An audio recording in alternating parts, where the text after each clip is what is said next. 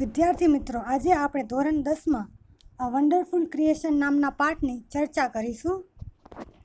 તો આપણે પાઠની શરૂઆત કરીશું. પાઠની શરૂઆત થાય છે, A good lord was extremely busy that day. He was into his 6th day of overtime. ભગવાન જે છે એ પોતાના કામમાં એકદમ વ્યસ્ત હતા અને તેઓ પોતાના કામના 6થા દિવસમાં હતા. When he was working with full concentration, an angel appeared and commented. અને ભગવાન જ્યારે પોતાના કામમાં વ્યસ્ત હતા ત્યારે એક એન્જલ એટલે દેવદૂત તે આવે છે અને કમેન્ટેડ એટલે બોલે છે, you are taking so much care for creating this creature. Angel ભગવાનને કહે છે કે તમે આ પ્રાણીને ક્રીચર એટલે પ્રાણી, તમે આ પ્રાણીને બનાવવામાં ખૂબ જ કાળજી લઈ રહ્યા છો. That's true, said the Lord. આ સાચી વાત છે એમ ભગવાન કહે છે. What do you want to know the details? What are they? Angel was curious. પછી ભગવાન કહે છે કે તારે આની પૂરી માહિતી ખપે છે કે આ શું છે. એન્જલ જે છે તે એકદમ જિજ્ઞાસુ હોય છે. ક્યુરિયસ એટલે જિજ્ઞાસુ. પછી ભગવાન કહે છે, all her parts should be movable and replaceable too. ભગવાન જેના ઉપર કાર્ય કરી રહ્યા છે તે મોડલ વિશે ભગવાન કહે છે કે તેના બધા જે પાર્ટ છે, ભાગ, તે મૂવેબલ એટલે હલનચલન કરી શકે તેવા અને રિપ્લેસેબલ એટલે બદલી શકાય તેવા છે. she has a lap that disappear when she stand up. અને ભગવાન કહે છે કે તેની પાસે એક ખોડું છે, જ્યારે તે ઊભી થાય છે ત્યારે તે ખોડું ડિસઅપિયર એટલે અદૃશ્ય થઈ જાય છે. તો આપણને અહીંયા ખ્યાલ જ આવી જાય છે કે ભગવાન શું બનાવી રહ્યા છે. ભગવાન માતાનું સર્જન કરી રહ્યા છે. Mother is the most wonderful creation by God. પછી I have endue her with a kiss that can endure everything from a broken leg to a broken heart. હવે ભગવાન જે છે તેની અંદર એક કિસ નાખે છે મધરની અંદર, જે બધું જ મટાડી શકે છે. ભાંગેલા પગથી કરીને ભાંગેલા દિલ સુધી બધું જ મટાડી શકે છે. મોરઓવર she has to have 6 pair of hands. અને પછી ભગવાન કહે છે કે તેની પાસે 6 જોડી હાથ છે.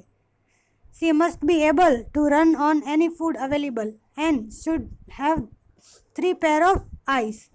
અને પછી ભગવાન કહે છે કે તે ગમે એ ફૂડ એટલે ખાવાનું ગમે એ અવેલેબલ હશે તો તે ચલાવી લેશે. એવું નહીં કે તેને આ જ વસ્તુ ખાવા માટે જોઈએ, તો તે ગમે એ ફૂડ હશે અવેલેબલ તો તેના ઉપર ચલાવી શકશે. અને તેની પાસે 3 જોડી આંખો પણ છે. તો Angel shook his head slowly and said. હવે એન્જલ જે છે તે તેનું માથું હલાવે છે અને ધીમેથી કહે છે, a might be impossible task I suppose. અને કહે છે કે આ એક ઇમ્પોસિબલ એટલે અશક્ય કાર્ય લાગે છે. 6 pair of hands? No way. 6 જોડી હાથ? ના. No, these hands are not a problem for me. It is 3 pair of eyes that the mother have to have. હવે ભગવાન કહે છે કે આ 6 જોડી હાથ મારા માટે કોઈ મુશ્કેલી બાબત નથી, પણ મુશ્કેલી બાબત શું છે તો આ 3 જોડી આંખો. Lord looked puzzled. ભગવાન જે છે થોડા મૂંઝવાયેલા દેખાય છે. Oh, so you are creating a standard model of a mother.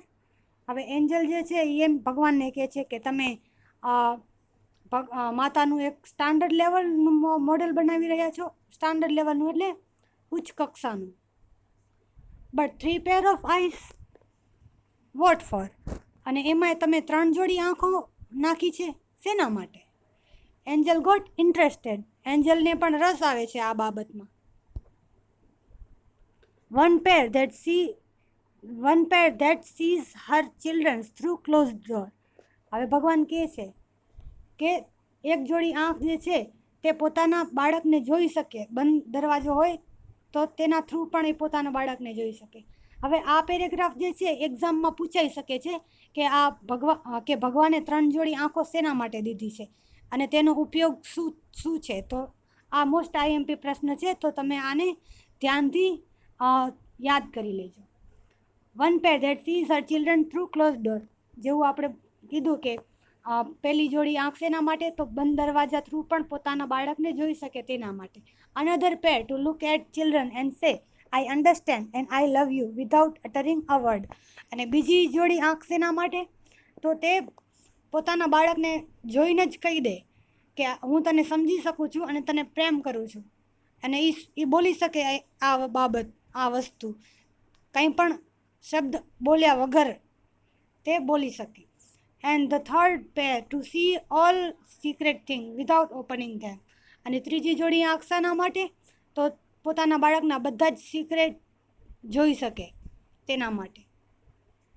Lord requested the angel, please go to bed, do not take so much trouble in a single day. હવે angel જે છે એ ભગવાનને રિક્વેસ્ટ કરે છે કે God, તમે થોડોક આરામ કરો, એક જ દિવસમાં આ બધી મુશ્કેલી ના લ્યો. એટલે એક જ દિવસમાં આ બધું કામ પતાવવાની તમે તૈયારી જે છે તે રહેવા દો, થોડોક આરામ કરો. I can not, he refuse. હવે ભગવાન જે છે એ ના પાડે છે આરામ કરવાની. I have almost completed the work, I have put the best ideas in two this model. હવે ભગવાન કહે છે કે મેં મારો મોસ્ટ ઓફ જે વર્ક જે છે આ મોડેલ ઉપર તે ફિનિશ કરી નાખ્યું છે, પતાવી નાખ્યું છે. હવે મેં મારા જે બેસ્ટ આઈડિયાઝ હતા તે આ મોડેલ અંદર ઉતારી નાખ્યા છે. Now this mother will heal herself when she is sick. હવે ભગવાન કહે છે કે આ માતા જે છે બનાવી છે તે એ પોતે જ પોતાની જાતને મટાડી શકે છે, ગમે જે પોતે જ પોતાની જાતને મટાડી શકે છે જ્યારે તે કોઈ રોગ થયો હોય ત્યારે. She would be able to feed a family of 6 members only on half kilo of cabbage. હવે ભગવાન કહે છે કે માતા જે છે તે પોતાની ફેમિલી જે છે 6 મેમ્બરની ફેમિલી એને અડધો કિલો કોબેજ પણ જમાડી શકે છે. And she would manage a child's bath, play, study, food and sleep without getting irritated. અને ભગવાન કહે છે કે આ જે છે માતા તે પોતે જ પોતાના બાળકનું બધી ક્રિયાઓ જે છે જેમ કે નાહવાની, રમવાની, ભણવાની, ખાવાની અને સૂવાની જે ક્રિયાઓ છે તે બધી એરેન્જ કરી શકે છે વિધાઉટ ગેટિંગ ઇરિટેટેડ. એટલે કોઈ પણ જાતના કંટાળ્યા વગર. The Angel vent round two the model of mother very slowly. અને એન્જલ જે છે તે એક રાઉન્ડ મારે છે, જે મોડેલ છે માતાનું તેની ફરતે એક ચક્કર મારે છે ધીમેથી. He touch it and said without getting irritated. અને તે કંઈ પણ જાતનું કંટાળ્યા વગર તેને ટચ કરે છે અને કહે છે ઇટ્સ ટુ સોફ્ટ. આ તો ખૂબ જ સોફ્ટ છે, મુલાયમ છે. But very tough said the Lord excited. અને જ્યારે દેવદૂત કહે છે કે ઇટ્સ ટુ સોફ્ટ, આ તો બહુ જ સોફ્ટ છે, ત્યારે જ ભગવાન કહે છે કે બટ વેરી ટફ, પણ ખૂબ મજબૂત પણ છે. એટલે મજબૂત એટલે અંદરથી તેનું મનોબળ ખૂબ જ મજબૂત છે તેમ ભગવાન કહે છે. You can not imagine what this mother can do and endure. અને ભગવાન દેવદૂતને કહે છે કે તું ઇમેજિન પણ નહીં કરી શક કે આ કેટલો સહન કરી શકે છે અને શું કરી શકે છે. એન્ડ્યોર એટલે સહન કરવું. Can it think. હવે દેવદૂત પ્રશ્ન કરે છે કે શું તે વિચારી શકે છે. Not only can see think but can reason and compromise too. હવે લોર્ડ કહે છે કે આ માત્ર વિચારી જ નહીં, વિચારી જ શકતી નથી, પણ તે આ બાબતનું કોઈ પણ પ્રશ્ન હોય કે તો તેનું હલ લાવી શકે છે અને કોમ્પ્રોમાઇઝ એટલે તે બાબત વિશે સમજોતો પણ કરી શકે છે. The angel was impressed. હવે એન્જલ જે છે તે ખુશ થઈ જાય છે. He went closer to the model and moved his finger across the cheek. હવે દેવદૂત જે છે તે મોડેલના નજીક જાય છે અને તેની આંગળી જે છે તે ગાલ તરફ ફેરવે છે મોડેલના. Oh Lord, her eyes are leaking. અને તે ભગવાનને કહે છે કે આ મોડેલ જે છે માતાનું તેની આંખમાંથી પાણી નીકળી આવે છે. How did this happen? It must be a tear. I have not put it there. It is a miracle said the Lord exclaim. Lord જે છે હવે કહે છે કે આ કેવી રીતના થયું? It must be a tear. આ એક આંસુ છે. I have not put it there. પછી ભગવાન કહે છે કે મેં આ આંસુ જે છે તે મોડલની અંદર નથી નાખ્યું.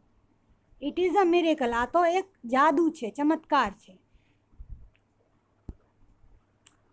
But what is a tear for my lord? હવે એન્જલ કહે છે કે આ આંસુ શાના માટે? પછી લોર્ડ કહે છે it is something unique. Maybe it is for pain, joy, pride, disappointment, loneliness. The Lord explain. હવે ભગવાન જે છે તે દેવદૂતને એક્સપ્લેન કરે છે કે આ આંસુ શાના માટે આવી શકે. તો પેઇન એટલે દુઃખ હોય ત્યારે, જોય એટલે જ્યારે આપણે ખુશ હોય ત્યારે, પ્રાઇડ એટલે જ્યારે ગર્વ થાય ત્યારે, ડિસઅપોઇન્ટમેન્ટ એટલે દુઃખ થાય ત્યારે કે નિરાશ થાય ત્યારે, લોનલીનેસ એટલે એકલવાપણું હોય ત્યારે.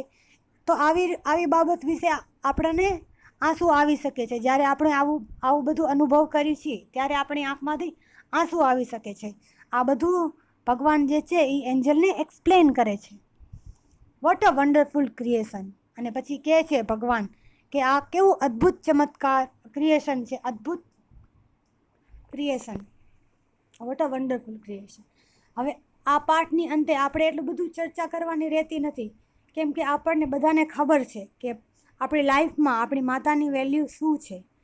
અને પ્રખ્યાત કહેવત છે કે માતે માં, બીજા બધા વનવગડાના વા. તો in the end we can say that mother is the most wonderful creation by God. A mother is the one who shows right path to us. She is one with whom we can everything in our heart. When a child doesn't come back to home till late night, she is the one who stay awake for him or her.